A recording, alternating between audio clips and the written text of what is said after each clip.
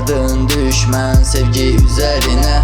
Get yüz günün önüne, bir de bak gözlerine. Gözler ayrı dünya, senle güzel hülya. Kalbin uzak sahra, düşürem izlerine. Senli dilek tuttum, en derinden yazdım. Unuttum özümü, derinde azdım. Deyirdi bak güzgüye, sen özünü sev.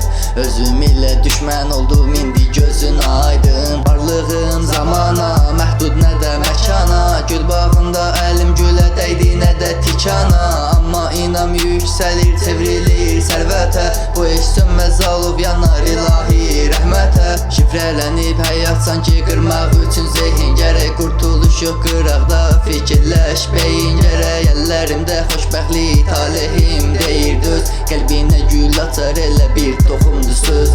İnsan beyni dərk edir, tək qalanda bəlkir. Tək qalanda dəyişir, mən itirdim hər şeyi. İnsan beyni dərk edir, tək qalanda bəlkir. Tək qalanda dəyişir, mən itirdim hər şeyi. Həyatdan bezdirir, qalmır daha halim. Düşsən olmaz qaldıran, dünya belə zalim. Hər gün şərab qədər, düşüncələr nədən?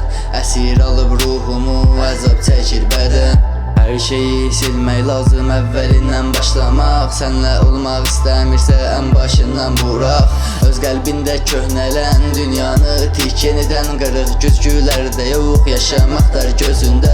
Ümidləri itirdin, istədin uzalmağı. Cavan yaşda həyat bəxş edir qocalmaq.